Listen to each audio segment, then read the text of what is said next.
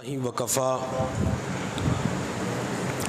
وسلام علی عباده الذین اصطفى اما بعد فاعوذ باللہ من الشیطان الرجیم بسم اللہ الرحمن الرحیم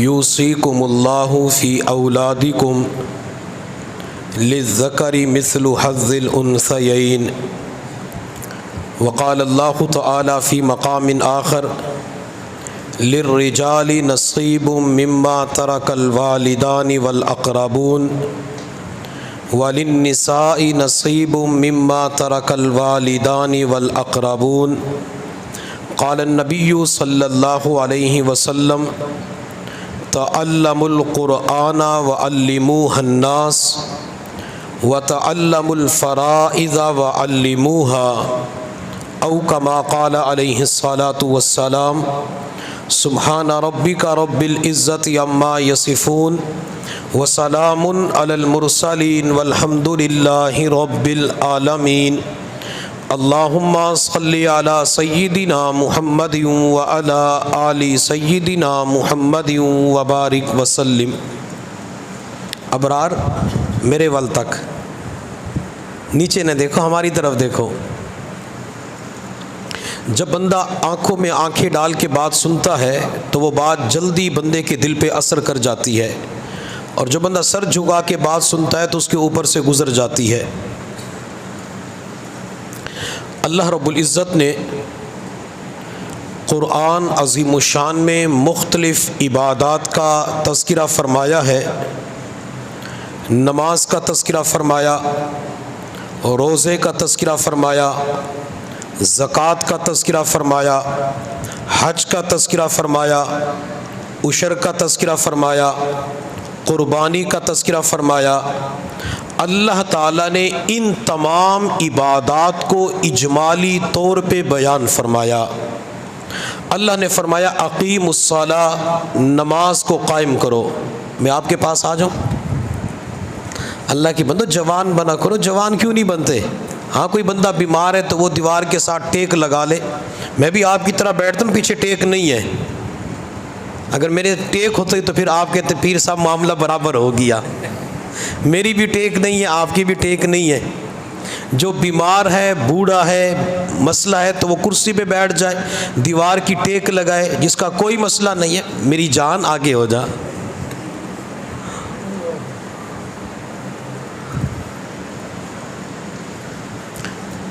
اللہ نے قرآن عظیم الشان کے اندر نماز کا تذکرہ فرمایا اقیم الصلاۃ، نماز کو قائم کرو۔ لیکن اللہ نے قرآن کے اندر نماز کی جزئیات کو بیان نہیں فرمایا کہ نماز کی رکعات کتنی ہے، نماز کی قیام کے اندر کیا پڑھنا ہے، رکوع کے اندر کیا پڑھنا ہے، تشہد کی حالت کے اندر کیا پڑھنا ہے، نماز وتر کی تیسری رکعت کے اندر کیا پڑھنا ہے۔ اللہ نے ان تمام جزئیات کو قرآن کے اندر بیان نہیں فرمایا۔ اللہ نے قرآن عظیم الشان کے اندر روزے کا حکم دیا کہ روزہ رکھو، لیکن روزے رکھنے کتنے ہیں، روزے کے مسائل کیا ہے، اللہ نے مکمل طور پہ تفصیل کے ساتھ قرآن کے اندر بیان نہیں فرمایا۔ اللہ نے آتوا الزکاۃ کہہ کر زکوٰۃ کا حکم دے دیا۔ زکوٰۃ کس کے اوپر واجب ہے اس کو بیان نہیں کیا۔ کتنے زیور کے اوپر زکوٰۃ واجب ہے قرآن کے اندر بیان نہیں ہوا۔ کس امیر غریب کے اوپر زکوٰۃ واجب ہے اللہ نے بیان نہیں کیا۔ اللہ نے اجمالی طور پہ زکوٰۃ کا تذکرہ فرمایا، جزئیات کو بیان نہیں فرمایا۔ اللہ تعالیٰ نے حج کا حکم دیا کہ حج کرو، لیکن احرام کی چادریں کیسے پہننی ہے، کب پہننی ہے، زبان سے تلبیہ کب پڑھنا ہے، نیت کب کرنی ہے، طواف کیسے کرنا ہے، مینا کے میدان میں وقت کیسے گزارنا ہے، مزدلفہ کے اندر رات گزارنی ہے، عرفات کے میدان کے اندر کب پہنچنا ہے تو کب نکلنا ہے۔ اللہ نے شروع سے لے کر آخر تک مکمل حج کا طریقہ بیان نہیں فرمایا، اجمالی طور پہ حکم دے دیا کہ حج کرو۔ تمام عبادات کو اجمالی طور پہ بیان فرمایا، لیکن ایک ایسی چیز بھی ہے جس کو اللہ تعالیٰ نے قرآن کے اندر جزئیات کے ساتھ بیان فرمایا اور اسے میراث کہا جاتا ہے۔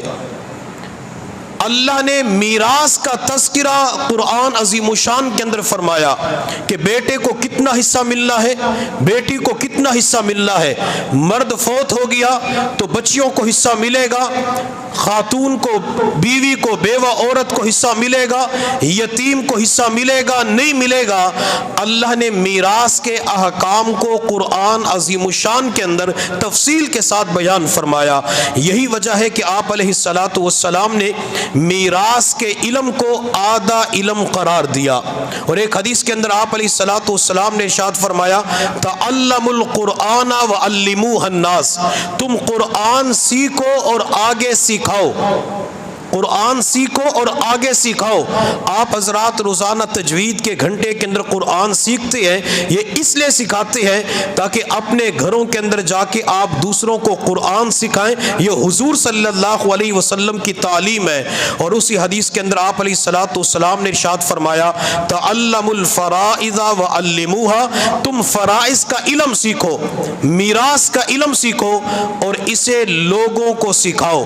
ایک حدیث کے اندر آپ علیہ والسلام نے ارشاد فرمایا ان قریب میری امت کے اوپر ایک وقت ایسا بھی آئے گا کہ علم دنیا سے اٹھا لیا جائے گا، فتنے ظاہر ہوں گے، حتیٰ کہ میراث کا کوئی مسئلہ ہوگا اور دو بندوں کے درمیان میراث کا جھگڑا کھڑا ہوگا، لیکن دو بندوں کے درمیان میراث کے مسئلے کو حل کرنے والا کوئی بھی نہیں ملے گا۔ یہ حضور صلی اللہ علیہ وسلم نے فرمایا تھا۔ آج کے انسان کو میراث کے بارے میں علم ہی نہیں ہے، میراث کے بارے میں جانتا ہی نہیں ہے کہ وراثت کس کو کہا جاتا ہے، وراثت کے احکام کیا ہے۔ اگر گھر کے اندر والد فوت ہو گیا، ماں موجود ہے، بھائی اور بہنیں موجود ہے، والد کے فوت ہونے کے بعد امی کو کتنا حصہ ملے گا ہمیں اس کا علم نہیں ہے، ابو کے فوت ہونے کے بعد بیٹے کو حصہ کتنا ملے گا ہمیں اس کے بارے میں علم نہیں ہے، بیٹی کو کتنا حصہ ملے گا ہمیں اس کے بارے میں علم نہیں ہے، اگر خاوند فوت ہو گیا اولاد نہیں ہے تو بیوی کو حصہ کتنا ملے گا ہمیں اس کا علم نہیں ہے۔ میراث کے علم کو حاصل کرنا، وراثت کے علم کو سیکھنا یہ انسان کے اوپر فرض ہے۔ ہمیں میراث کا علم سیکھنا چاہیے۔ آپ علیہ الصلاۃ والسلام کی تعلیمات کو جب سامنے رکھیں گے، آپ علیہ الصلاۃ والسلام کی تعلیمات کو اپنائیں گے تو انشاءاللہ زندگی کے اندر سکون ہوگا۔ میرے اللہ نے قرآن میں فرمایا وَمَا آتَاكُمُ الرَّسُولُ فَخُذُوهُ وَمَا نَهَاكُمْ عَنْهُ فَانْتَهُوا، تمہیں جو کچھ حضور دے، جو کچھ آمینہ کا لال دے اسے قبول کر لو، اور جس سے حضور صلی اللہ علیہ وسلم منع فرمائے اس سے باز آ جاؤ، رک جاؤ۔ اگر ہم نے حضور کی تمام تر تعلیمات کو اپنے سینے کے ساتھ لگایا تو سچے غلام بن جائیں گے، اور اگر نعرہ تو زبان سے لگایا غلامی رسول میں موت بھی قبول ہے لیکن زندگی حضور والی قبول نہیں ہے، حضور کے طریقے قبول نہیں ہے، تو یہ نعرہ فضا کے اندر ویسے ہی چلا جاتا ہے۔ اگر غلامی کے اندر انسان کو موت قبول ہے تو غلامی کے اندر حضور کی زندگی بھی قبول ہونی چاہیے، غلامی کے اندر حضور کی تعلیمات بھی قبول ہونی چاہیے۔ جب بندہ حضور کی غلامی کے اندر تمام تر تعلیمات قبول کرتا ہے، یہی بندہ صحیح معنوں کے اندر عاشق رسول کہلاتا ہے۔ جب کوئی بندہ فوت ہوتا ہے تو فوت ہونے کے بعد بندہ مال چھوڑتا ہے، غریب ہے امیر ہے، گداگر ہے بادشاہ ہے، پڑھا لکھا ہے ان پڑھ ہے، جوان ہے بوڑھا ہے، عورت ہے، رشتہ دار ہیں، اعزاء اقربا ہیں۔ جب بھی کوئی بندہ فوت ہوتا ہے تو کسی نہ کسی حصے کے اندر وہ مال ضرور چھوڑ کے جاتا ہے۔ شریعت مطالعہ یہ نہیں کہتی کہ اگر وہ دکان چھوڑ کے جائے گا تو وراثت جاری ہوگی، شریعت یہ نہیں کہتی کہ اگر زیورات چھوڑ کے جائے گا تو وراثت جاری ہوگی ورنہ نہیں ہوگی، بلکہ شریعت مطالعہ کہتی ہے اس کے پہننے والے کپڑے ہیں وہ بھی ورثاء کے اندر تقسیم کیے جائیں گے۔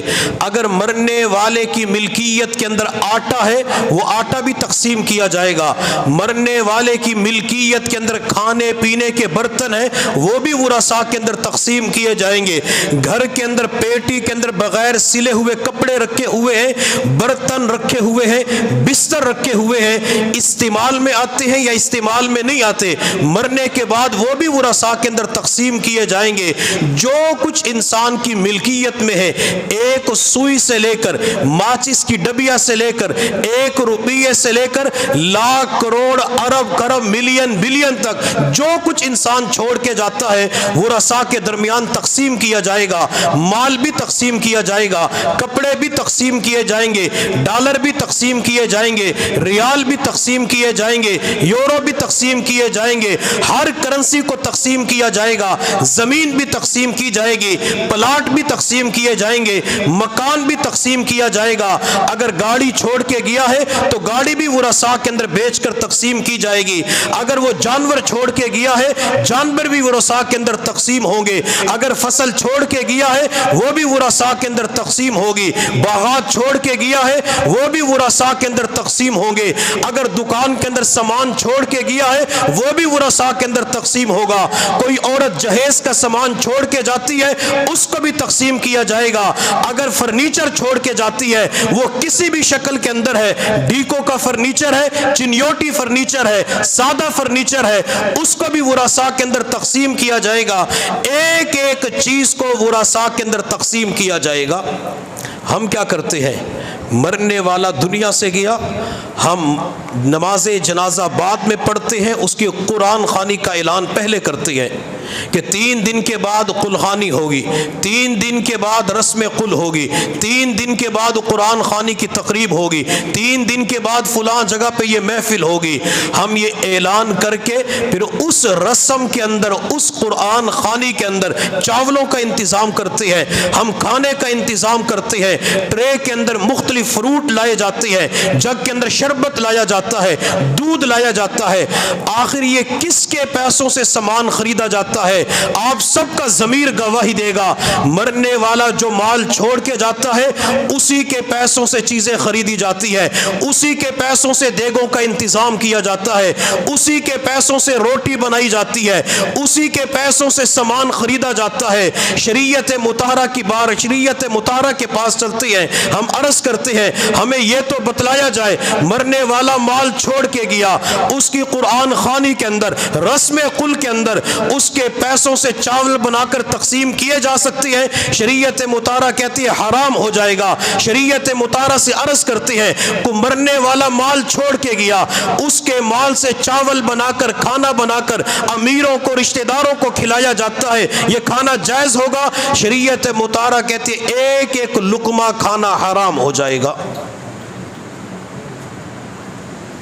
جب کوئی بندہ فوت ہوتا ہے مرتے وقت کیا کرتا ہے؟ مال چھوڑتا ہے، مال کسی بھی صورت میں ہے، نقدی کی صورت میں، رومال کی صورت میں، پگڑی کی صورت میں، سلے ہوئے کپڑے کی صورت میں، اسٹینڈ کی صورت میں، مسلح کی صورت میں، رحل کی صورت میں، کولر کی صورت میں، گلاس کی صورت میں، جو کچھ بھی وہ چھوڑ کے جاتے ہیں وہ ساری چیزیں ورثاء کے اندر تقسیم ہوں گی۔ جب کوئی بندہ مال چھوڑ کے جاتا ہے تو سب سے پہلے مرنے والے کے کفن دفن کا انتظام کیا جائے گا، اس کا کفن خریدا جائے گا، قبر کا انتظام کیا جائے گا۔ دوسرے نمبر پر اگر مرنے والے کے ذمے قرض تھا تو اس قرض کو ادا کیا جائے گا۔ اگر قرض کی ادائیگی کے اندر پورا مال جاتا ہے تو شریعت کہتی ہے پورا مال دے دو، لیکن اس کا قرض ادا کیا جائے۔ آپ صلی اللہ علیہ وسلم کی خدمت میں کوئی جنازہ لایا جاتا تو آپ علیہ الصلوۃ والسلام پوچھتے تھے میت کے ذمے کسی کا قرض تو نہیں ہے؟ صحابہ جواب دیتے یا رسول اللہ کسی کا قرض نہیں ہے۔ آپ علیہ السلام اس کی نماز جنازہ پڑھاتے۔ اگر کسی مرنے والے کے بارے میں بتایا جاتا کہ مرنے والے کے ذمے فلاں بندے کا قرض ہے تو آپ علیہ الصلوۃ والسلام فرماتے تم اس کی نماز پڑھ لو، میں اس کی نماز نہیں پڑھتا، اور بعض مرتبہ فرماتے میں اس کی نماز جنازہ ہی نہیں پڑھاتا۔ اتنا حضور صلی اللہ علیہ وسلم ناراضگی کا اظہار فرماتے۔ اور ایک بات یاد رکھیں، مرنے کے بعد جب زندگیوں کے اندر اولاد کی، بھائیوں کی دین نہیں ہوتا تو کوئی کسی کی پرواہ نہیں کرتا۔ جب تک جان ہے تو جہان ہے، جب تک جسم میں جان ہے ہر کوئی آپ کے قریب ہے، جان نکلنے کی دیر ہے ہر کوئی آپ سے دور ہو جائے گا۔ سندھ کے علاقے میں ایک شخص کا انتقال ہوا، مرنے کے بعد غسل دے کر کفن پہنا کر اسے جنازہ گاہ کے اندر لے جایا گیا۔ نماز جنازہ ادا کرنی تھی، امام صاحب نماز جنازہ کا طریقہ سکھا رہے تھے، تو مجمع کے اندر سے ایک شخص صفوں کو چیرتا ہوا جنازے کے قریب آیا اور لوگوں کی طرف دیکھ کے کہا، مرنے والے کے ذمے میرے 15 لاکھ روپے کا قرض ہے، جب تک مجھے 15 لاکھ کا قرض نہیں ملے گا میں اس وقت تک نماز جنازہ پڑھنے کی اجازت نہیں دوں گا۔ اور قانون بھی یہی ہے، اگر بندہ کسی کے پیسے نہیں دیتا تو اسے جیل کی سلاخوں کے پیچھے بند کر دیا جاتا ہے، اسے جیل کے اندر ڈال دیا جاتا ہے۔ تو وہ شخص کہنے لگا، یہ میرا مقروض ہے، یہ میرا مجرم ہے، مجھے پیسے چاہیے۔ مرنے والے کی اولاد بھی کھڑی ہوئی تھی، مرنے والے کے بھائی بھی کھڑے ہوئے تھے، ایک بندہ بھی حامی بھرنے کے لیے تیار نہیں ہوا کہ اس کا قرضہ میں دوں گا۔ اولاد بھی گنگ ہو گئی، اولاد کے لب بھی آپس کے اندر مل گئے، اولاد بھی بولنے کے لیے تیار نہ ہوئی، بھائی بھی تیار نہ ہوئے۔ یہ شخص کہنے لگا، جب تک پیسے نہیں ملیں گے نماز جنازہ کی اجازت نہیں دوں گا۔ حتیٰ کہ لوگ پریشان ہو گئے، رشتہ دار جنازہ گاہ کے اندر بیٹھ گئے، کچھ لوگ واپس چلے گئے کہ جب اجازت ملے گی اس وقت جنازہ آ کے پڑھ لیں گے۔ حتیٰ کہ یہ خبر پھیلتے پھیلتے گھر کے اندر پہنچی، جب بچی کو پتہ چلا میرے والد کی نماز جنازہ کی اجازت نہیں مل رہی، وہ ماں باپ کی ایک بیٹی تھی، بھائی تو اور بھی تھے لیکن بیٹی ایک ہی تھی، کئی بھائیوں کی ایک بہن تھی۔ جب اس بیٹی کو پتہ چلا میرے ابو کی نماز جنازہ کی اجازت نہیں مل رہی، وہ بچی برقعے کے اندر ملبوس ہو کے جنازہ گاہ کے اندر پہنچی، اور جس بندے نے 15 لاکھ کا مطالبہ کیا تھا اپنے زیورات اس کی جھولی میں ڈال دیے۔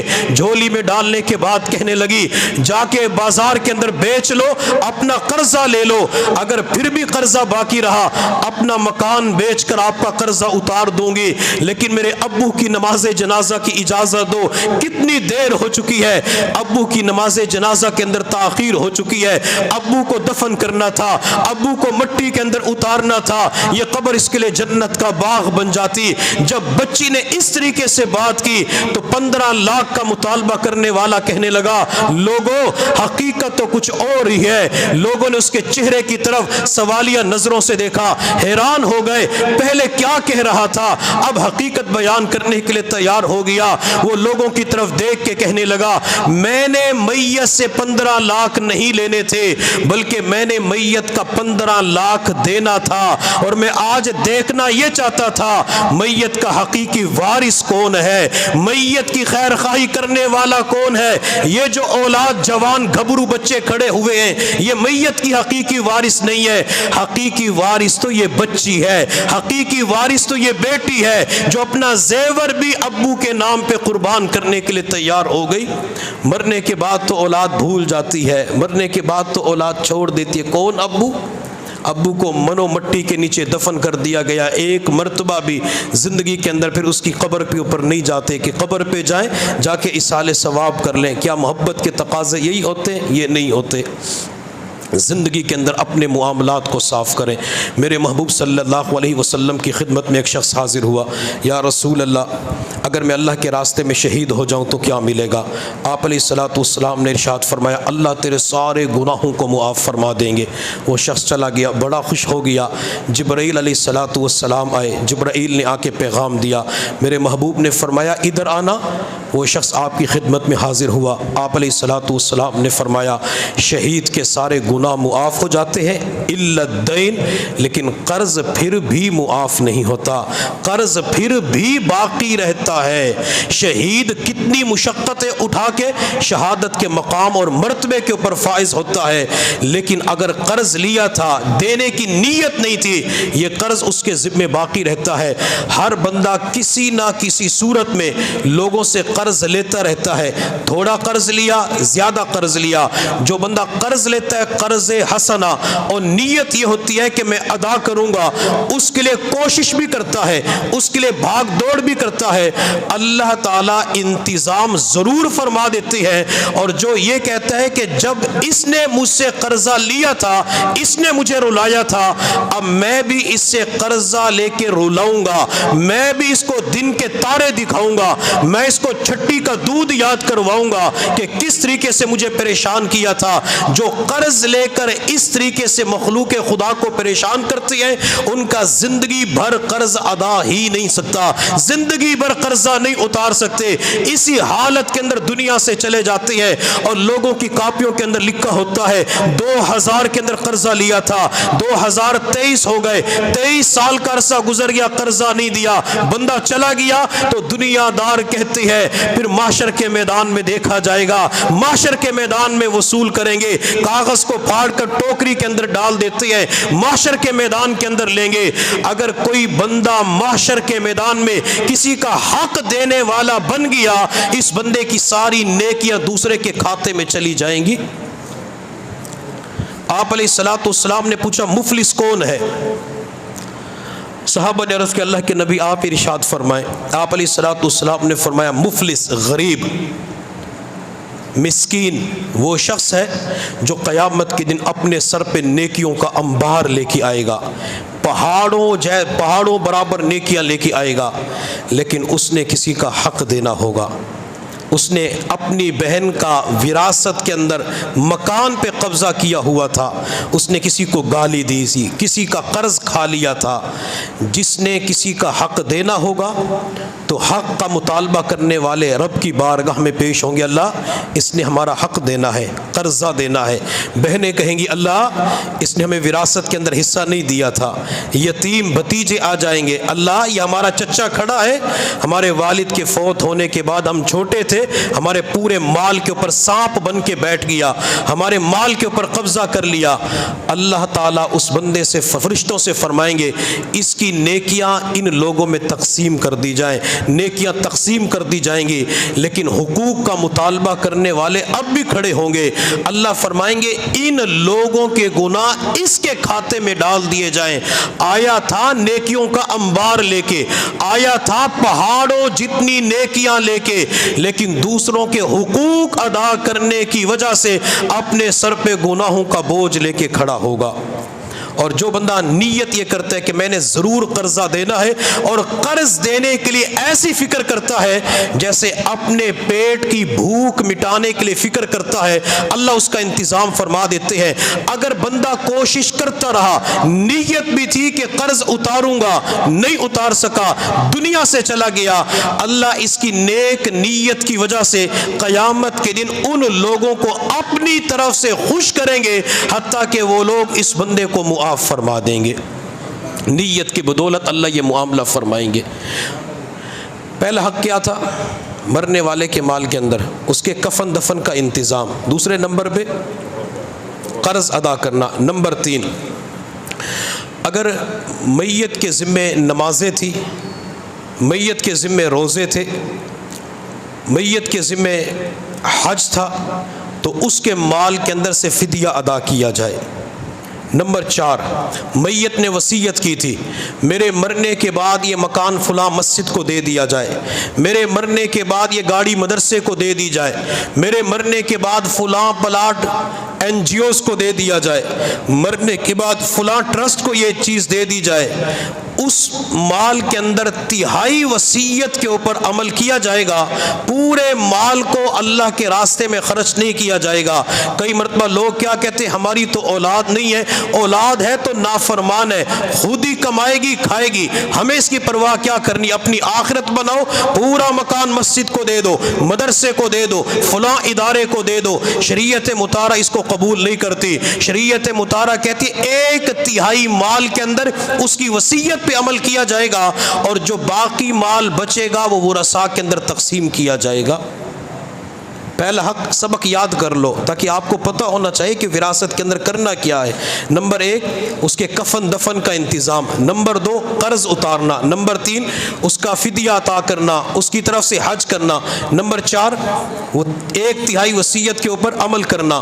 اس کے بعد جو مال بچے گا چاہے وہ 10 روپے کی صورت میں ہے، 100 روپے کی صورت میں، لاکھ کروڑ کی صورت میں ہے، وہ سارا مال پھر ورثاء کے اندر تقسیم کر دیا جائے گا۔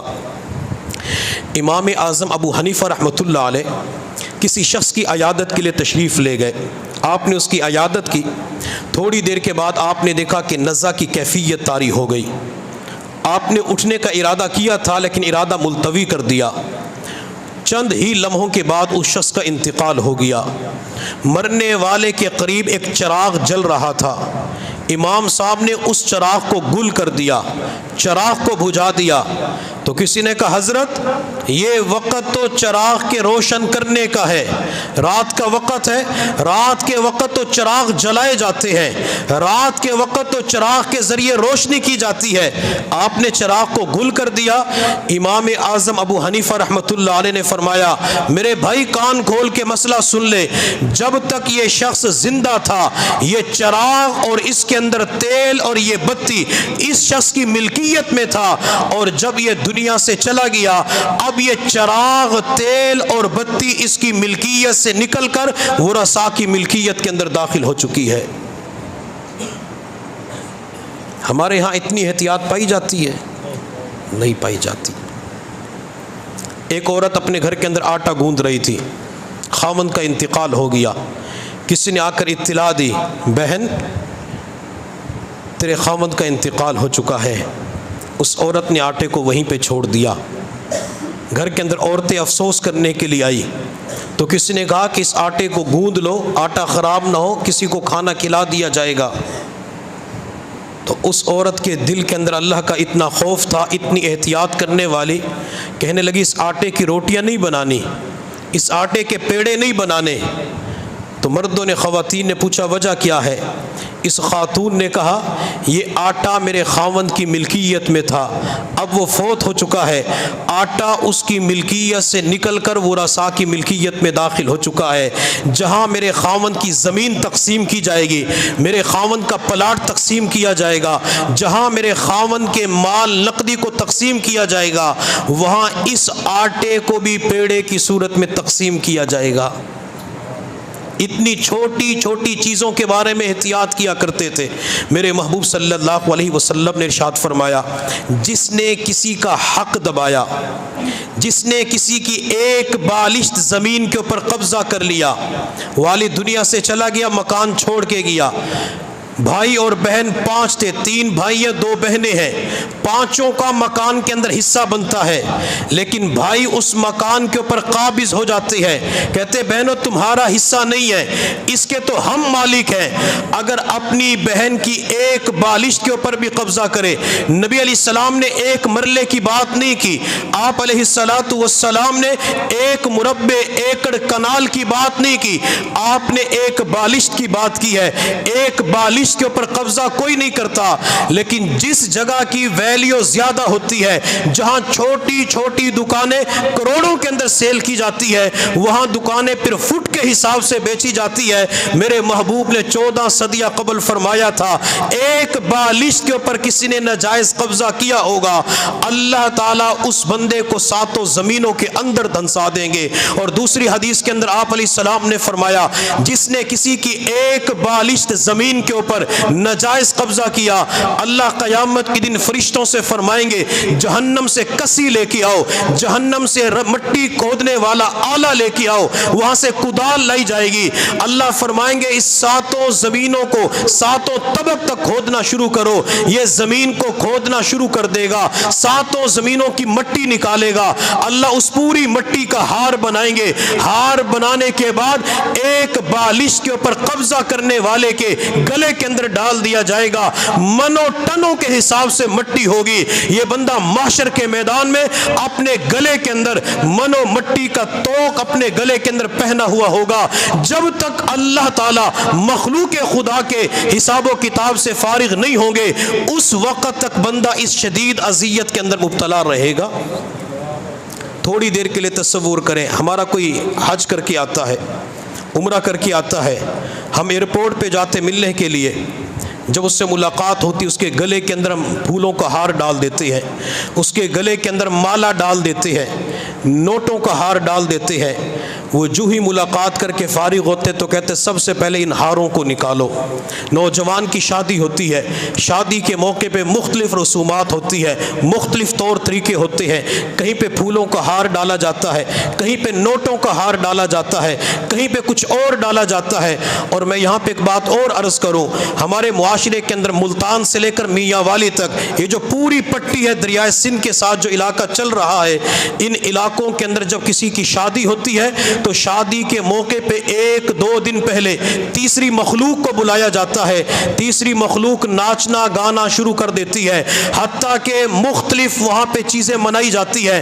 वो लड़का दुल्हा बन के सलामी करने के लिए 2 नफल अदा करने के लिए मस्जिद में आता है। घर से लेकर मस्जिद तक ढोल बाजे के साथ नाचते गाजते नाचते हुए आती है, हत्ता के कई मरतबा उसके चेहरे के ऊपर, उसके सर के ऊपर नोटों की बरसात की जाती है। और कई मरतबा हमने आंखों से देखा दूल्हे के सर के ऊपर 50 रुपए का नोट रख के कहा जाता है ये 10 रुपए की वेल, 50 रुपए की वेल, 100 रुपए की वेल कहा जाता है। ये तो खुशी का मकाम था, खुशी के मकाम पर इस दूल्हे को दुआ दी जाती, अल्लाह तेरी जोड़ी को सलामत रखे, अल्लाह तेरी शादी के अंदर बरकत दे। हम वेल इस्तेमाल करके उसे बद्दुआ दे रहे होते हैं। 50 रुपए दी वेल, 10 रुपए दी वेल, 100 रुपए दी वेल, ये कह के उसके लिए बर्बादी की दुआ करती है। कुरान अजीम शान पे नजर दौड़ाई जाए, मेरे अल्लाह ने वैल का लफ्ज मुतअद्दद मरतबा इस्तेमाल किया।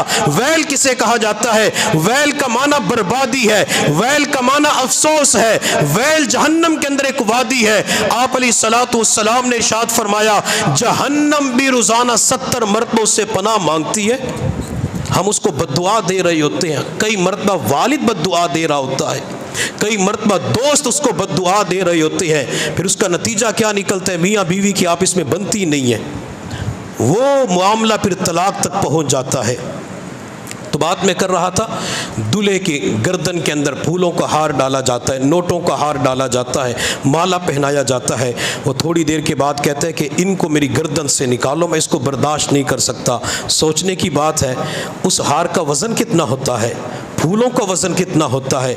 बंदा इतना ग्राम वज़न बर्दाश्त नहीं कर सकता, तो क़यामत के दिन जब मनों टनों के हिसाब से बंदे की गर्दन के अंदर मिट्टी का हार डाला जाएगा, तो उस वक़्त बंदे का क्या बनेगा?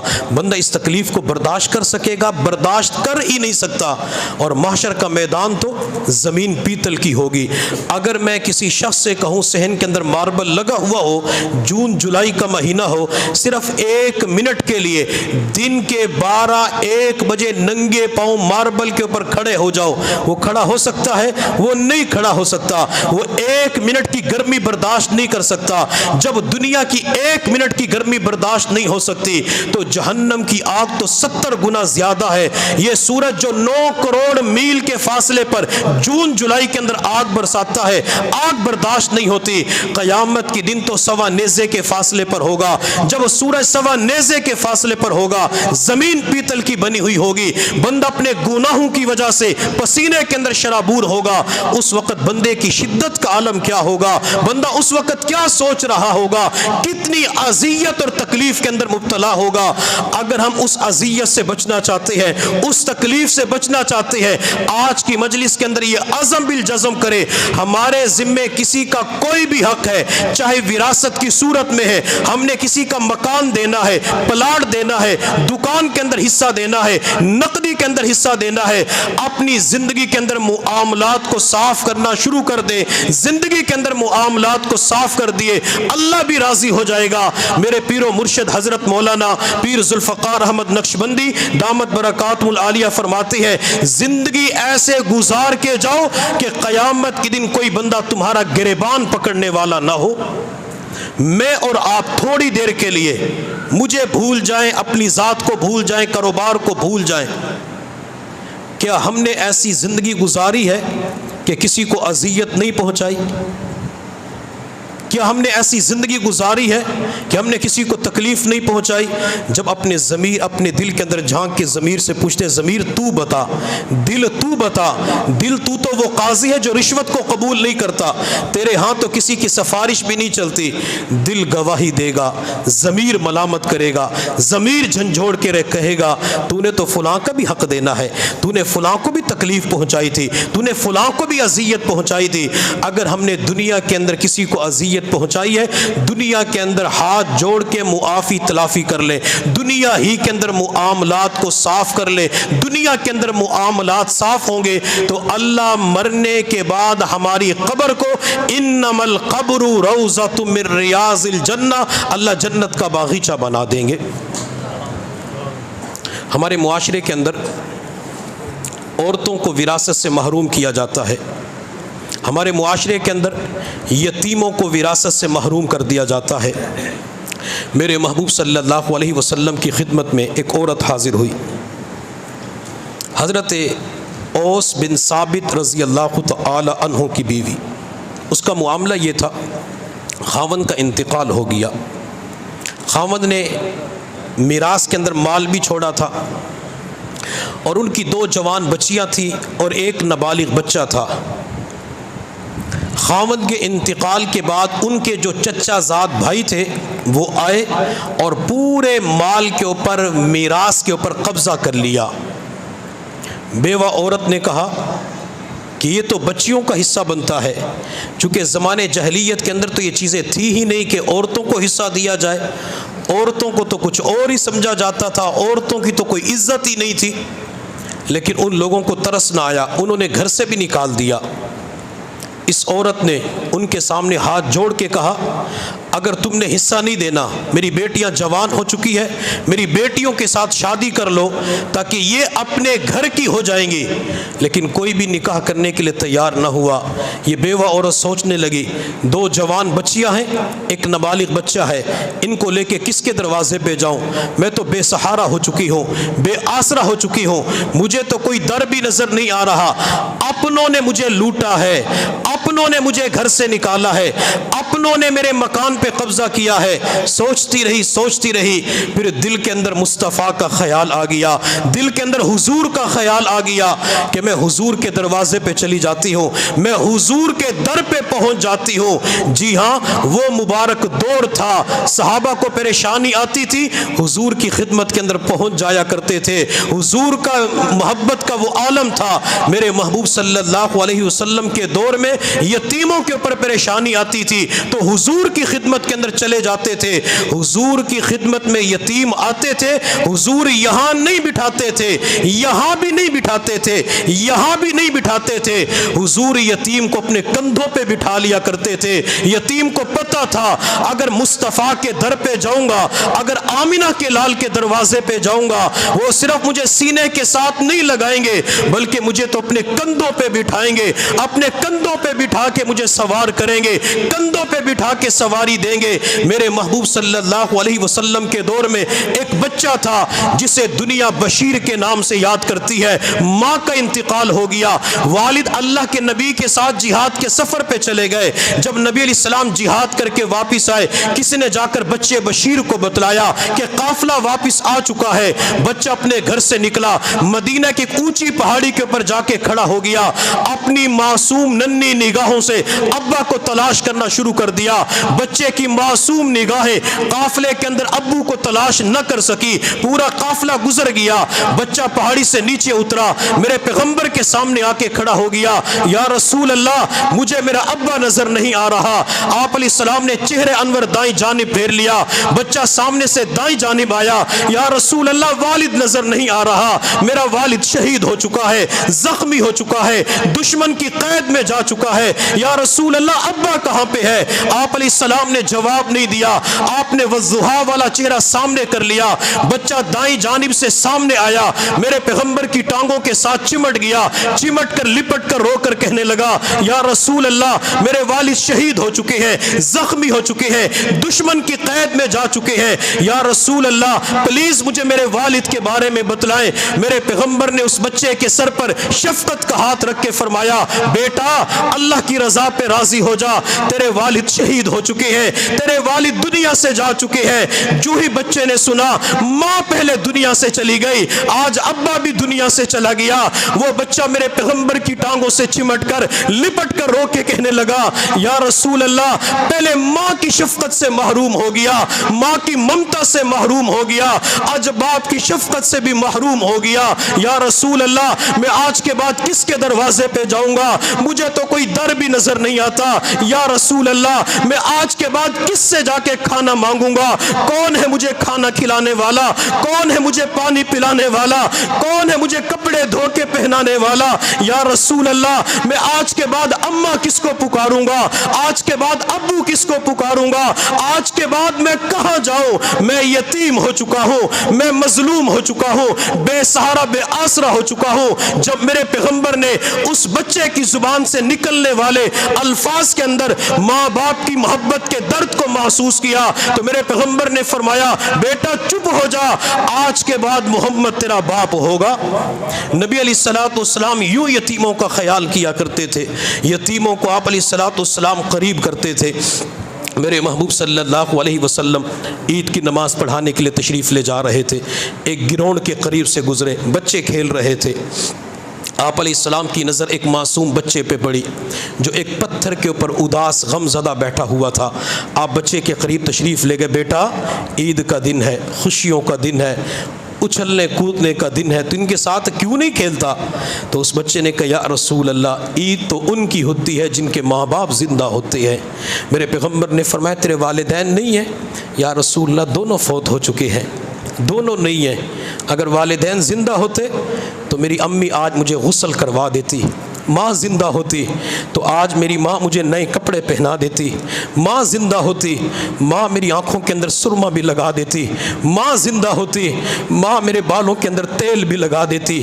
یا رسول اللہ ابو زندہ ہوتا تو ابو کا ہاتھ پکڑ کر یا ابو کی انگلی پکڑ کر میں عید کی نماز پڑھنے کے لیے جاتا، ابو مجھے گود میں اٹھا کے لے جاتے، میں ابو پکارتا وہ مجھے بیٹا کہہ کے پکارتا، میں امی پکارتا وہ مجھے لال کہہ کے پکارتی، مجھے چاند کہہ کے پکارتی۔ یا رسول اللہ ماں دنیا سے چلی گئی، جن کی مائیں نہیں ہوتی ان کی عید کیا ہوتی ہے، جن کے باپ نہیں ہوتے ان کی عید کیا ہوتی ہے۔ آپ علیہ الصلوۃ والسلام نے فرمایا چل میرے ساتھ، آجا میرے ساتھ۔ اس یتیم کو تو بہانا چاہیے تھا، حضور کے ساتھ حضور کے گھر کی طرف روانہ ہو گیا۔ میرے پیغمبر نے جا کے عائشہ سے فرمایا عائشہ اس یتیم کو غسل کروا دو۔ یتیم کو غسل کس نے کروایا؟ نبی علیہ السلام کی زوج محترمہ ام المؤمنین، ام المؤمنات، طیبہ طاہرہ عابدہ زاہدہ صدیقہ کائنات، عفیفہ کائنات، جن کی پاک دامنی کے لیے میرا رب قرآن اتار دیتا ہے، وہ امی جان، وہ عائشہ صدیقہ یتیم بچے کو غسل کرواتی ہے، وہ یتیم کے جسم پہ پانی ڈالتی ہے۔ عائشہ صدیقہ نے غسل کروایا۔ مختلف روایات ہیں، ایک کے اندر یہ بھی آتا ہے میرے پیغمبر نے اپنی چادر اتار کے عائشہ کو دے دی، عائشہ اس چادر کے ذریعے بچے کا جسم ڈھانپ دو۔ حضرت عائشہ صدیقہ نے جسم ڈھانپ دیا، آپ علیہ السلام نے بچے کو سامنے کھڑا کیا۔ میرے پیغمبر نے فرمایا بیٹا ایک بات تو بتلا، جب تو پچھلی مرتبہ عید کی نماز پڑھنے کے لیے اپنے ابا کے ساتھ گیا تھا کس حالت کے اندر گیا تھا؟ بچہ کہنے لگا یا رسول اللہ ابا کے کندھوں پہ سوار ہو کے گیا تھا، ابو نے کندھوں پہ بٹھایا تھا۔ میرے پیغمبر نے فرمایا آ میرے بیٹے محمد کے کندھوں پہ سوار ہو جا، آج مصطفیٰ کی سواری تجھے ملے گی، مصطفیٰ تجھے کندھوں پہ سوار کرے گا۔ وہ بچہ نبی علیہ السلام کے کندھوں پہ سوار ہو گیا۔ بچہ کہنے لگا یا رسول اللہ ابو جیسی سواری بڑھ کر مل گئی، مصطفیٰ کی سواری مل گئی، آج کے بعد ابو کون ہوگا؟ آج کے بعد اماں کون ہوگی؟ میرے پیغمبر نے فرمایا عائشہ تیری ماں ہوگی، محمد تیرے والد ہوں گے۔ بچے کے لبوں پہ مسکراہٹ آ گئی۔ میرے پیغمبر نے یتیم کو کندھوں پہ بٹھایا، چلنا شروع کر دیا۔ جب اسی گراؤنڈ کے قریب سے گزرے جہاں سے بچے کو اٹھایا تھا، جب کھیلنے والے بچوں نے دیکھا یہ بچہ مصطفیٰ کے کندھوں پہ بیٹھ کے مسکرا رہا تھا، کھیلنے والے بچوں نے کہا تھوڑی دیر پہلے تو اسی میدان کے اندر رو رہا تھا، ابا کو یاد کر رہا تھا، اماں کو یاد کر رہا تھا کہ عید تو ان کی ہوتی ہے جن کے والدین زندہ ہوتے ہیں۔ اب یہ غمی خوشی کے اندر کیسے تبدیل ہو گئی، یہ خزاں بہار میں کیسے تبدیل ہو گئی۔ وہ بچہ مسکراتے چہرے کے ساتھ کہنے لگا، او بچوں، او دنیا والو، او معصوم کلیو، آج کے بعد محمد میرے والد ہوں گے، عائشہ میری ماں ہوگی۔ کھیلنے والے بچے کہنے لگے، کاش آج ہم بھی یتیم ہوتے، ہمیں مصطفیٰ کی سواری مل جاتی، مصطفیٰ کے کندھوں پہ سوار ہو جاتے۔ میرے محبوب صلی اللہ علیہ وسلم یتیم کو کندھوں پہ بٹھا کے مسجد نبوی کے اندر پہنچے۔ آپ علیہ السلام نے یتیم کو کندھے سے زمین پہ اتارا، یتیم زمین پر بیٹھنے لگا۔ آپ نے فرمایا مٹی کے اوپر نہیں بیٹھنا، آ محمد کے ساتھ ممبر کے اوپر بیٹھ جا۔ آپ نے یتیم کو اپنے ساتھ ممبر کے اوپر بٹھایا۔ ممبر کے اوپر بٹھانے کے بعد یتیم کے سر پر شفقت والا ہاتھ رکھ کے فرمایا، میرے صحابہ، جو یتیم کے سر پر شفقت والا ہاتھ رکھتا ہے، ہاتھ کے نیچے جتنے بال آ جاتے ہیں، اللہ ان بالوں کے برابر بندے کو نیکیاں عطا فرما دیتے ہیں۔ نبی علیہ السلام تو اتنا یتیموں کا خیال کرنے والے۔ وہ عورت اوس بن ثابت رضی اللہ تعالی عنہ کی بیوی، بیوہ عورت، اپنے یتیم بچے اور بیٹیوں کو یاد کر کے رونا شروع کرتے، میں کہاں جاؤں، میں کس کے دروازے پہ جاؤں، مجھے تو کوئی سہارا بھی نظر نہیں آ رہا۔ وہ بیوہ حضور کے دروازے پہ جاتی ہے، وہ بیوہ مصطفیٰ کے دروازے پہ جاتی ہے، یا رسول اللہ میں لٹ گئی، یا رسول اللہ ظلم ہو گیا، یا رسول اللہ زیادتی ہو گئی، یا رسول اللہ بے سہارا کر دیا گیا، یا رسول اللہ گھر سے نکال دیا گیا۔ آپ علیہ السلام نے فرمایا کیا ہوا؟ اللہ کے نبی خاوند فوت ہو گیا، اس کے رشتہ داروں نے مکان کے اوپر قبضہ کر لیا۔ آپ علیہ السلام نے ارشاد فرمایا پریشان، جی اللہ کے نبی بچیاں ہیں، جوان ہے، بچہ نابالغ ہے۔ میرے اللہ نے اسی وقت قرآن اتار دیا، للرجال نصیب مما ترک الوالدان والاقربون وللنساء نصیب مما ترک الوالدان والاقربون۔ زمانے جاہلیت کی جو سوچ تھی کہ جب کسی کا انتقال ہو جاتے تو عورتوں کا حصہ نہیں ہوتا، بہنوں کا حصہ نہیں ہوتا، بیٹیوں کا حصہ نہیں ہوتا، اللہ نے اس سوچ کی نفی کر دی۔ اللہ نے فرمایا کہ مرد جو کچھ بھی چھوڑ کے جاتے ہیں اس مال کے اندر بیٹیوں کا بھی حصہ ہوتا ہے اور بیوہ عورت کا بھی حصہ ہوتا ہے۔ تو ہمیں چاہیے کہ وراثت کے اندر جس کا جو حصہ بنتا ہے، حق بنتا ہے، اس کو دینے والے بنے۔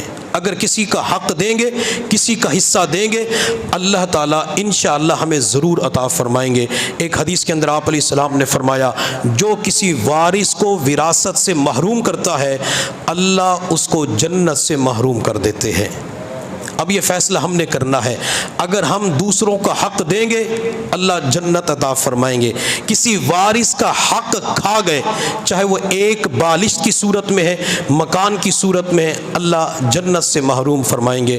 میں اکثر دوستوں سے کہا کرتا ہوں کہ ہمیں حضور کے فرمان کے اوپر اعتماد اور یقین ہونا چاہیے کہ اللہ کے نبی نے جو کچھ فرمایا وہ حق اور سچ فرمایا۔ اگر حضور کے فرامین کے اوپر اعتماد ہوگا تو عمل کرنا، زندگی گزارنا آسان ہو جائے گا۔ ہمارے معاشرے کے اندر جب والد کا انتقال ہوتا ہے تو والد مکان چھوڑ کے جاتا ہے، نقدی چھوڑ کے جاتا ہے، بھائی اس پورے مال کے اوپر قبضہ کر لیتے ہیں۔ جب بہن اپنے بھائیوں سے حصہ مانگتی ہے کہ میرا بھی حصہ بنتا ہے تو بھائی آگے سے مختلف جواب دیتے ہیں۔ بھائی اپنی بہنوں سے کہتے بہن ابو نے تیری شادی کے موقع پہ جو جہیز دیا تھا تیرا حصہ تو اسی وقت ادا ہو گیا۔ یہ جواب سارے دہرائے نا، ابو نے شادی کے موقع پہ جو جہیز دیا تھا تیرا حصہ تو ادا ہو گیا۔ یہ جواب کون دیتے ہیں؟ بھائی دیتے ہیں۔ اب شریعت مطہرہ کا مسئلہ سمجھ لیں، بیٹی کو شادی کے موقع پہ جہیز کی صورت میں، زیورات کی صورت میں، برتنوں کی صورت میں، کسی بھی صورت کے اندر ماں باپ جو کچھ بھی دیتے ہیں اس کا وراثت کے ساتھ کوئی تعلق نہیں ہوتا۔ یہ ماں باپ کی طرف سے ایک چھوٹا سا گفٹ ہوتا ہے، ماں باپ کی طرف سے ہدیہ ہوتا ہے۔ وراثت تو اسے کہا جاتا ہے جو والدین مرتے وقت مال چھوڑ کے جاتے ہیں۔ اس لیے کبھی بھی یہ جملہ استعمال نہیں کرنا چاہیے کہ ابو نے آپ کو جو جہیز دیا تھا وراثت کا حق ادا ہو گیا۔ اگر بھائی یہ جملہ استعمال کرتے ہیں وہ بھائی پھر اپنی شادیوں کے اوپر بھی غور کریں۔ جب میری شادی ہوئی تھی تو میرے ابو نے میرے لیے بری بنائی تھی، میری بیوی کے لیے لہنگا فراق تیار کی تھی، 1.5-2 لاکھ کی فراق تیار ہوئی تھی، 5 تولے زیور بنایا گیا، 10 لاکھ کا زیور تیار ہو گیا۔ جب میری شادی ہوئی تھی ابو نے بہت بڑا ولیمہ کیا تھا، ولیمے کے اوپر 5-10 لاکھ کا خرچہ کیا تھا۔ جہیز پہ خرچہ کتنا آتا ہے میں مان لیتا ہوں، بندے نے 10 لاکھ روپے کا خرچہ کیا، اور جب کسی بیٹے کی شادی ہوتی ہے اگر اس کے اخراجات کو شمار کیا جائے تو اس کا خرچہ کئی مرتبہ 50 لاکھ کروڑ سے آگے بڑھ جاتا ہے۔ یہ کیوں نہیں کہتا جب میری شادی ہوئی تھی ابو نے میرا حصہ تو اسی وقت ادا کر دیا؟ اور کئی مرتبہ جب بہن اپنا حصہ مانگتی ہے تو بھائی کہتے بہن ابو نے تجھے حج کروا دیا تھا، تیرا حصہ ادا ہو گیا۔ اگر والدین اپنی بیٹیوں کو حج کرواتے ہیں اس کا وراثت سے کوئی تعلق نہیں ہے۔ اور کئی مرتبہ بھائی یوں بھی کہتے بہن حصہ نہ لو حج کروا دیتے ہیں، اب تو حج بھی مہنگا ہو گیا، آج سے 3-4 سال پہلے تو 2,60,000 3 لاکھ کے اندر حج ہو جاتا تھا۔ تو بھائی کہتے بہن حج کروا دے، بہن کہتی اچھا یہ تو بڑی بات ہے، اللہ کا گھر دیکھنے کے لیے جاؤں گی۔ وہ بیچاری بھولی بسری معصوم بہن ہوتی ہے، کہتی ٹھیک ہے بھیا حج کروا دو۔ اگر مکان کے اندر حصہ لیتی تو یہاں سے ملتے 50 لاکھ روپے، اور حج پہ کتنے خرچ 15-20 لاکھ روپے خرچ، 30 لاکھ کا نقصان تو پھر بھی ہو گیا۔ بھائی یہ سمجھتے حج کروا کے حصہ ادا کر دیا، حج کروانے کے بعد حصہ ادا نہیں ہوتا۔ اور کئی مرتبہ بھائی کہتے ہم نے تو بہنوں سے معاف کروا لیا۔ بہن اپنے بھائی کے پاس آتی ہے، ابو کو فوت ہوئے 1 دن 2 دن 3 دن 10 دن گزر گئے، تو بھائی کہتے بہنوں حصہ معاف کر دو، ہمارے بچے ہیں، ہم بچوں کو لے کے کہاں جائیں، تمہارے تو خاوند کا اچھا بہترین مکان ہے۔ تو بہنیں جب بھائیوں کو دیکھتی ہیں تو کہتے ہیں چلو ٹھیک ہے کوئی بات نہیں، شریعت مطالعہ کا مسئلہ سمجھ لیں۔ بہن اگر صرف زبانی معاف کر دے اس سے معاف نہیں ہوتا، بہن کاغذ پہ لکھ کے دے ہاں میں نے اپنا حصہ چھوڑ دیا تب جا کے وہ حصہ ختم ہوتا ہے۔ ایک اللہ والے سے میری ملاقات ہوئی تو اللہ والے فرما رہے تھے کہ جب میرے والد کا انتقال ہوا تو والد نے ایک مکان چھوڑا تھا، اس کے اندر ہمارا بھی حصہ تھا، بہنوں کو بھی حصہ تھا، تو میں نے اپنی بہنوں سے کہا کہ اپنا حصہ معاف کر دو، تو انہوں نے کہا کہ ہم نے چھوڑ دیا، حتیٰ کہ مجھے پتا تھا چونکہ لوگوں کے درمیان اٹھتا بیٹھتا تھا، بیانات پہ جاتا تھا کہ اس طریقے سے خوش دلی سے بہنیں معاف نہیں کرتی، تو میں نے اپنی بہنوں کے وہ مکان نام کروا دیا یا اس کا جو حصہ بنتا تھا وہ ایک ایک بہن کے حوالے کر دیا۔ حوالے کرنے کے بعد میں نے کہا بہنوں تم نے کہا تھا کہ ہم حصہ معاف کرتی ہے، اب یہ حصہ مجھے دے دو۔ تو ایک بہن اپنی زبان میں کہنے لگی سارے کوئی بال مر گئے، سارے بال مر گئے، یعنی ہمارے کوئی بچے مر گئے، یعنی یہ پیسہ ہمارے بچوں کے کام آئے گا۔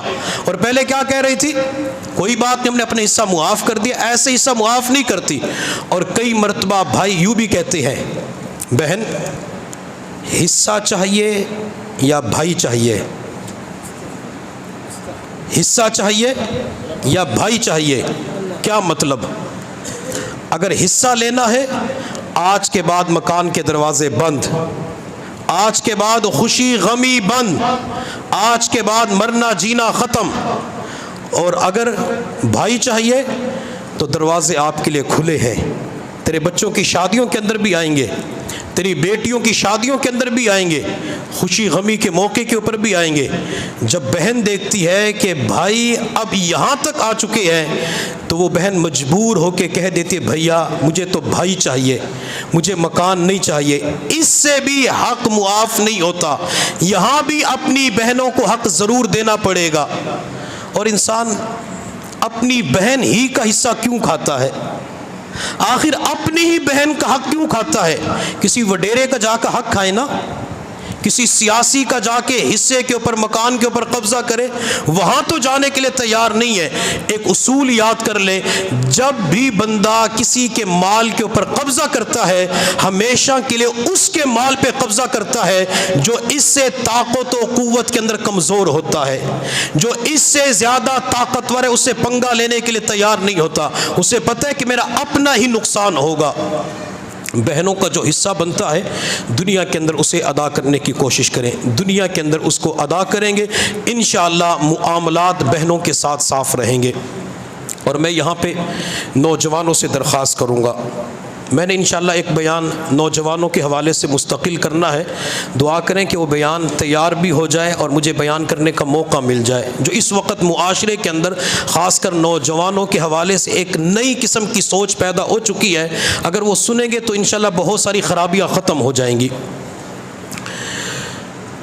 جب نوجوان شادی کرتے ہیں تو جس گھر کے اندر شادی کی بات چل رہی ہوتی ہے تو ان سے کہتے ہیں کہ ہمیں جہیز اتنا چاہیے، جہیز دے سکتی ہو تو شادی کریں گے، جہیز نہیں دیتی تو ہم شادی نہیں کرتے۔ ایک شخص غلہ منڈی کے اندر کام کرتا تھا، تو اس کی بیوی نے کہا کہ بیٹی جوان ہو چکی ہے، بچی کا رشتہ کرتے ہیں۔ خاوند نے اپنی بیوی سے کہا، جو سمجھدار تھی، بات کرنے والی تھی، کہ تم رشتے کی بات چلاؤ، جو انتظام ہوگا تو میں وہ کر دوں گا۔ بیوی نے بات چیت چلائی تو کہیں سے بچی کا رشتہ دیکھنے والے گھر کے اندر آئے، لیکن خاوند چونکہ غلہ منڈی کے اندر کام کرتا تھا، جو روزانہ کی بنیاد پہ کام کرتے ہیں، تو ان کے لیے چھٹی کرنا بہت بڑا مسئلہ ہوتا ہے کہ اگر چھٹی کریں گے 1000 روپے کی دہاڑی ٹوٹ جائے گی۔ تو اس نے کہا کہ 1000 روپے نہیں ملیں گے، آپ ان سے بات چیت کر لینا، میں شام کے وقت آ جاؤں گا۔ جب یہ خاوند جو بیچارہ اپنی کمر پہ کبھی 100 کلو کی بوری اٹھاتا ہے، کبھی 50 کلو کا گٹو اٹھا کے ٹرک کے اندر لوڈ کرتا ہے، کبھی یہاں سے وہاں رکھتا ہے، وہاں سے وہاں پہنچا دیتا ہے، جب شام کے وقت تھکا ہوا، جسم تھکاوٹ سے چور چور گھر کے اندر پہنچا، تو بیوی نے اپنے خاوند کو کچھ بھی نہیں بتلایا۔ خاوند چارپائی کے اوپر آ کے بیٹھا۔ اچھی بیویاں وہ ہوتی ہیں جو آتے ہی پریشانیاں نہیں سناتی، آتے ہی پانی پلاتی ہیں، کھانا کھلاتی ہیں۔ اس نے آتے ہی اپنے خاوند کو کھانا کھلایا، پانی پلایا۔ جب خاوند کے سامنے کھانا رکھا گیا، خاوند نے جو ہی لقمہ منہ کے قریب گیا تو اپنی بیوی سے پوچھا، وہ جو رشتہ دیکھنے کے لیے آئے تھے کیا بنا؟ تو بیوی کا سر جھک گیا۔ خاوند نے وہ لقمہ جو ہی منہ کے اندر ڈالا، بیوی کی طرف دیکھ کے کہا، جواب کیوں نہیں دیتی؟ کیا رشتہ دار نہیں آئے؟ رشتہ دیکھنے والے نہیں آئے؟ تو بیوی کی آنکھوں میں آنسو آ جاتے ہیں۔ خاوند پوچھتے رو کیوں رہی ہے؟ تو بیوی رو کر اپنے خاوند کو جواب دیتی ہے، رشتہ دیکھنے والے آئے تھے، لیکن وہ یہ پوچھ رہے تھے اپنی بیٹی کو جہیز کے اندر کیا دو گے؟ ہماری بڑی بہو تو اتنا جہیز لے کے آئی ہے، تم اپنی بیٹی کو جہیز کتنا دو گے؟ جو ہی خاوند نے سنا، منہ کے اندر لقمہ تھا، اس کی آنکھوں سے ٹپ ٹپ آنسو بہنا شروع ہو گئے۔ اپنی بیوی کی طرف دیکھ کے کہنے لگا، لگتا یہ ہے میں اپنی بیٹیوں کی شادی نہیں کر سکوں گا، میری بیٹیاں گھر کے اندر بوڑھی ہو جائیں گی، میں مزدور بندہ کہاں سے جہیز کا انتظام کروں، میں کہاں سے مال لے کے آؤں؟ آج جہیز کی ڈیمانڈ کرنے کی وجہ سے بچیاں گھروں کے اندر بوڑھی ہو رہی ہیں، بچیوں کے بالوں کے اندر چاندی آ رہی ہے۔ جن بچیوں کی شادیاں جہیز کی وجہ سے نہیں ہوتی، جو والدین اپنی بچیوں کے ہاتھ رنگین نہیں کرتے جہیز کی وجہ سے، ان بچیوں کا ذمہ دار کون ہے؟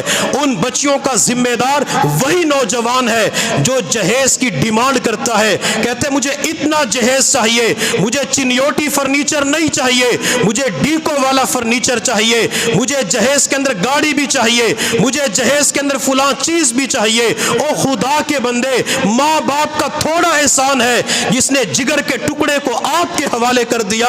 جب آپ اپنے جگر जिगर के टुकड़े को किसी और के हवाले करेंगे, तब आप अपने ज़मीर से पूछना, अगर कोई बंदा इस वक्त मुझसे मुतालबा करे बेटी को जहेज के अंदर क्या दोगे, दिल अंदर से टूट जाएगा।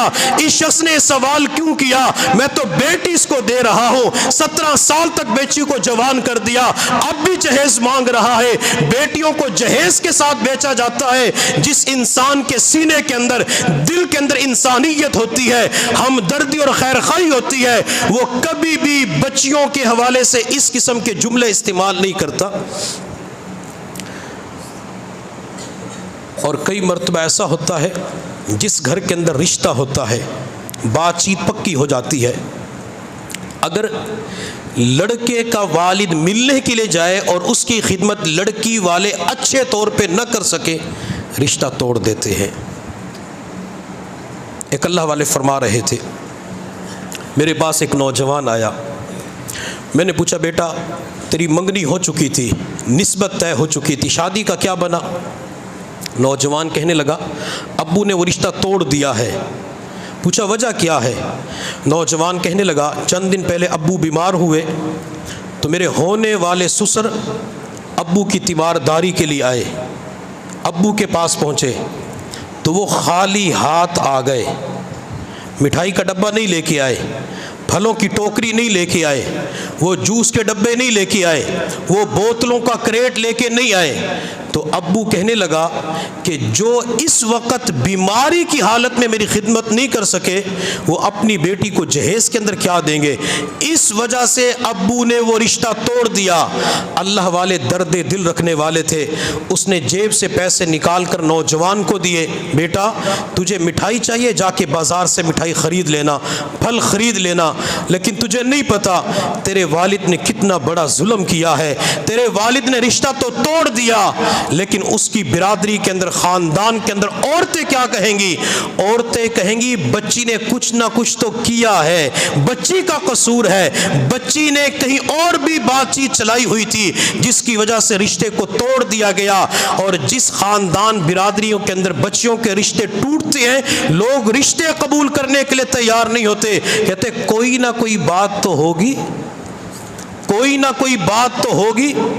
इसी वजह से वो बच्चियां घरों के अंदर बूढ़ी हो जाती हैं, कोई उनको रिश्ते के अंदर कबूल करने के लिए तैयार नहीं होता। और कई मर्तबा घरों के अंदर मिलने के लिए जाते जहाँ इंसान का रिश्ता होता है, कई मर्तबा पता नहीं चलता, वो डिनर सेट पूरा निकालते हैं, दस्तरखान के ऊपर ला के रख देते हैं। अगर लड़की के होने वाले ससुर के सामने कोई टूटी हुई प्लेट आ जाती है, टूटा हुआ कप आ जाता है, वो कहते हैं इनको तमीज़ ही नहीं है खाना खिलाने की, इनको तमीज़ ही नहीं है बर्तन रखने की। बर्तनों की वजह से रिश्ते तोड़ देते हैं। मुझे अच्छी तरह याद है, आज से तकरीबन 1.5 या पौने 2 साल पहले एक लड़की को देखने के लिए आए। लड़की की सरकारी मुलाजमत थी, तकरीबन 60,000 रुपये वो तनख्वाह ले रही थी। देखने के लिए आए, उन्होंने लड़की को पसंद कर लिया, बातचीत हो गई कि हम आपकी लड़की का जवाब चंद दिनों के बाद देंगे। उन्होंने कहा कि अपना घर तो दिखा दो। जब घर दिखाया गया तो स्टोर के अंदर एक सोफा टूटा हुआ पड़ा था, तो इन लोगों ने सोफे की तरफ देख के कहा कि तुम्हारे तो सोफे भी टूटे हुए हैं, तुम सोफे सही नहीं करवा सकते। इस सोफे की वजह से उन लोगों ने रिश्ते ही से इनकार कर दिया। और कई मर्तबा ये रिश्ता देखने के लिए हमारी ख़वातीन जाती हैं। मैं ख़वातीन से जो मदरसे के अंदर इस वक्त तशरीफ़ फरमाए, यही दरख्वास्त करूँगा, जब भी आप किसी की लड़की का, बेटी का रिश्ता देखने के लिए जाएं तो उसके अंदर कीड़े ऐब ना निकाला करें। इसकी नाक लंबी है, इसकी आंखें छोटी हैं, इसके दांत बाहर निकले हुए, पता नहीं ऐसी ख़वातीन बातें करती हैं, बंदा उन बातों को सुनकर हैरान रह जाता है। वो ख़वातीन जब जाती हैं तो रक्षा भर के जाती हैं, ख़वातीन जाती है तो गाड़ी भर के जाती है, और जब वहां से वापस आती है तो कहती हमारी तो खिदमत ही नहीं की, हमें तो उन्होंने कपड़े ही नहीं दिए, इनकी खिदमत नहीं की, उसकी वजह से रिश्ता तोड़ देती है। और कई मर्तबा ऐसा होते देखने के लिए 4 ख़वातीन जाती हैं, हर किसी की चॉइस मुख्तलिफ होती है। वो कहते मुझे फलां किस्म की लड़की पसंद है, मेरा इंतखाब ये है। जब 4-5 किस्म की ख़वातीन जाती है, वापस आती है, एक ऐप को बयान करती है, दूसरी कमजोरी को बयान करती है, कमजोरियों को सामने रखते हुए रिश्तों को तोड़ देती है। میں نوجوانوں سے درخواست کروں گا ہم اس وقت معاشرے کے اندر لوگوں کے لیے راحت کا ذریعہ بنے، زحمت کا ذریعہ نہ بنے، لوگوں کو خوش کرنے والے بنے، کسی کو تکلیف دینے والے نہ بنے۔ اور ایک بات یاد رکھیں، بچی پیدا ہوتی ہے اپنا نصیب لے کے آتی ہے۔ جب کوئی لڑکی دلہن بن کے کسی کے گھر میں آ جاتی ہے، جو لڑکی دلہن بن کے آپ کے بستر پہ آ جاتی ہے وہ اپنا نصیب لے کے آتی ہے۔ دلہن گھر کی چوکھٹ کے اندر قدم بعد میں رکھتی ہے، اللہ اس کا رزق پہلے پہنچا دیتے ہیں۔ کتنی معاشرے کے اندر مثالیں دی جا سکتی ہے۔ لڑکا غریب تھا، لڑکے کے پاس کچھ بھی نہیں تھا، لڑکی بھی غریب تھی، لیکن اتنا اعمال کا اہتمام کرنے والی جو ہی گھر کے اندر قدم رکھا تو پورے گھر کی خزاں بہار کے اندر تبدیل ہو گئی۔ اللہ نے مکان بھی دے دیا، اللہ نے آنے کی برکت سے کاروبار بھی دے دیا، اللہ نے سواری بھی عطا فرما دی۔